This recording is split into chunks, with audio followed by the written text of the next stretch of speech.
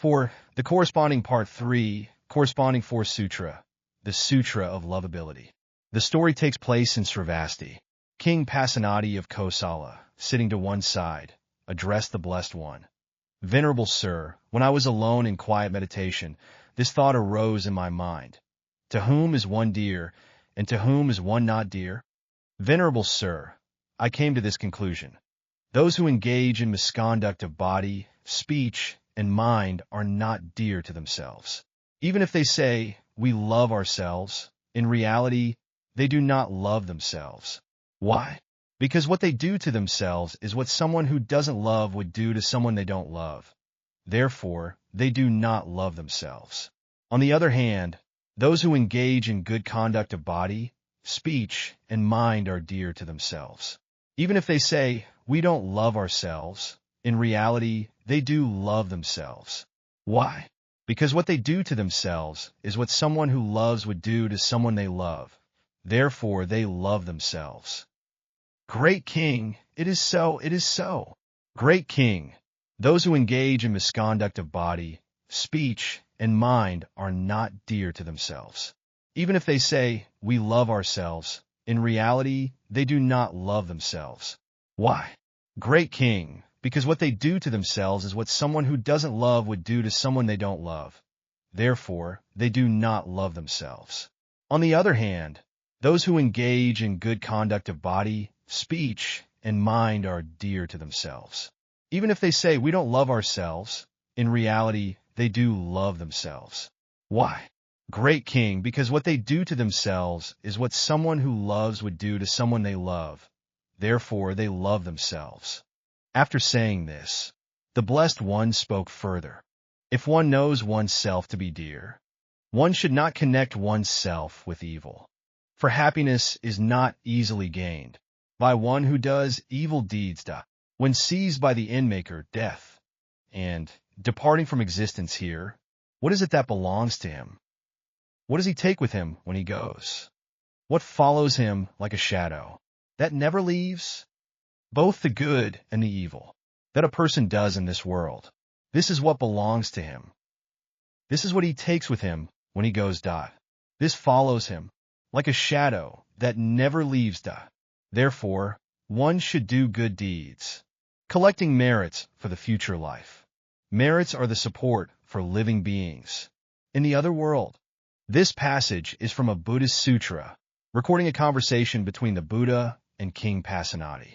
It explores a profound life philosophy, how truly self-loving people act. Let's analyze this wise discourse step by step and delve into the wisdom it contains. 1. Analysis and explanation. The text begins with King Pasenadi presenting his thoughts to the Buddha. To whom is one dear, and to whom is one not dear? This question touches on the essence of self-love.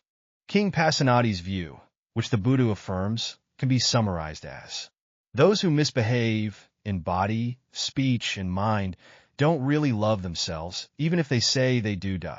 Those who behave well in body, speech, and mind truly love themselves, even if they might say they don't. This reveals an important point.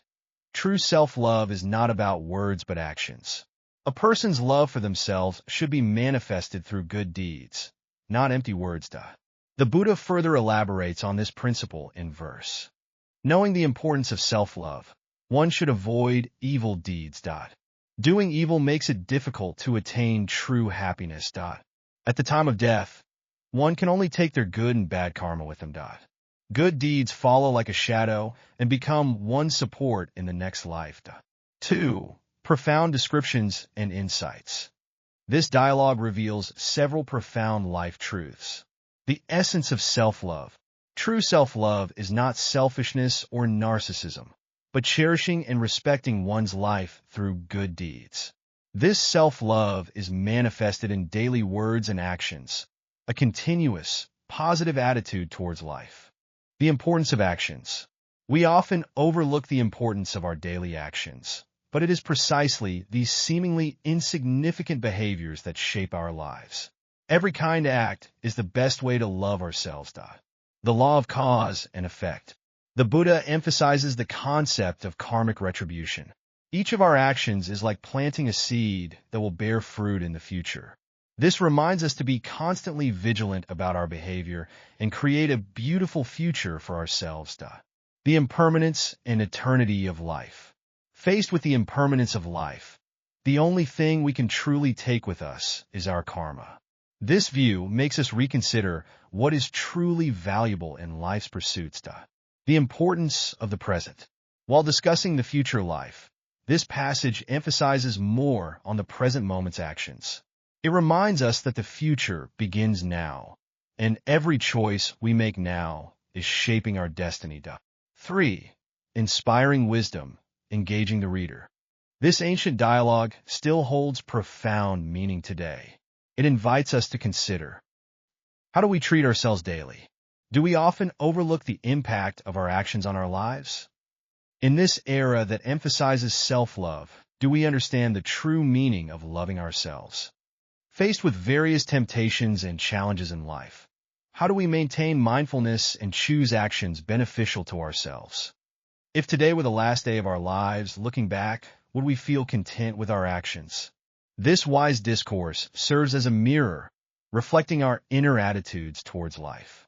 It reminds us that true self-love is not selfishness, but nourishing our souls through kind actions and creating a beautiful life for ourselves. In this materialistic age, re-examining our behavior and cultivating true self-love is perhaps a life lesson we should all begin.